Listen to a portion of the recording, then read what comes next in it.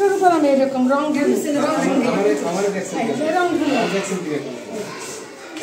আমি কাপড়ের মাধ্যমে দেখাই, আবার এখানে একটু আঁকার চেষ্টা করি যাতে নেওয়ার চেষ্টা করি যাতে ওরা সারা জীবন কারণ দিনের খরচে শিখতে পারে। এটা হচ্ছে যে উদ্ভিদের প্রজাতি, কি কি প্রজাতির উদ্ভিদ আছে, সেখানে বৃক্ষ আছে, বিরুৎ আছে, তারপরে গুল্ম আছে, এগুলোর আকৃতি কেমন হয় এগুলো আমি এরকম আঁকি। আমরা মনে করেন নিজেরা আঁকি, যা আসলে মনে করেন আমরা ভালো হয় না, কিন্তু শিশুরা যেন বুঝতে পারে, মনে রাখতে পারে। মনে করেন এটা নাম হলো সৌরজগৎ। এই সৌরজগতের এখানে আমি ওদের 8টা সৌরজগৎ শিখাই, ওদের আকৃতি কেমন, দূরত্ব কেমন, অবস্থান কোথায় কোথায়, এটা আমি ওদেরকে এই ছবিটা একটু শিখি। জীবজ্বর শিখি আমরা, এই দুইটা আমরা জীবজ্বর, এবং এই জিনিসগুলো আমি প্রকৃতি থেকে কালেকশন করি। এখানে যা যা লেখছি এইসব জিনিসগুলো কালেকশন করি,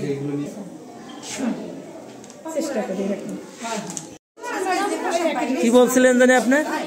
আমাদের যে ছোট শিশুরা একই ড্রেস পরে প্রতিদিন আসতে চায়, আর আমাদের ডিপার্টমেন্ট চায় যে ওরা ড্রেস পরে আসে। তখন আমি কি করেছি, আমার ম্যাডামদের জন্য একই ড্রেস করছি, যাতে ওরা বুঝে যে ম্যাডামরা তো আমাদের মতো একই ড্রেস করে, বা আমাদের সাথে ম্যাডামের কালারের মিল আছে, তখন ওরা আনন্দ পায়। এটা কি আমার করোনা বেটি, ওরা দেখে বুঝবে যে একটু সুন্দরবন ফেনারি।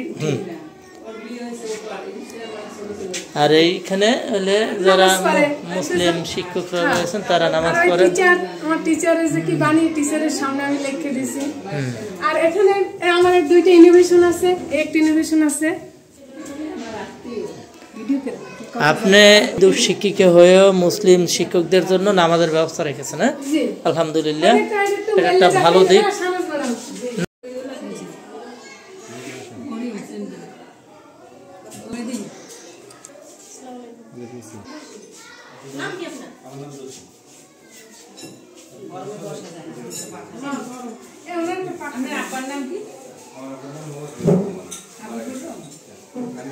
দোকান থেকে এই কাপড়গুলো সংগ্রহ করেছি।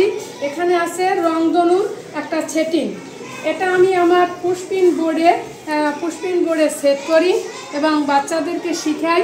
পরবর্তীতে ওরা এই রঙগুলো চিহ্নিত করে এবং ওরা রংগুলো সম্পর্কে ওদের বাস্তব ধারণা দেওয়ার আমি চেষ্টা করি।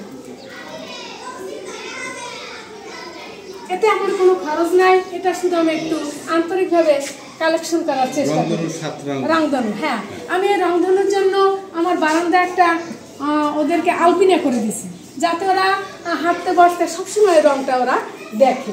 এবং এটা হচ্ছে এই কাপড়ের টুকরোগুলো হচ্ছে কালার কম্বিনেশন, এই রঙগুলো কোন কোন রং মিলে কোন কোন রং হয়, এটা আমি ওদেরকে পরিচিত করার চেষ্টা করি।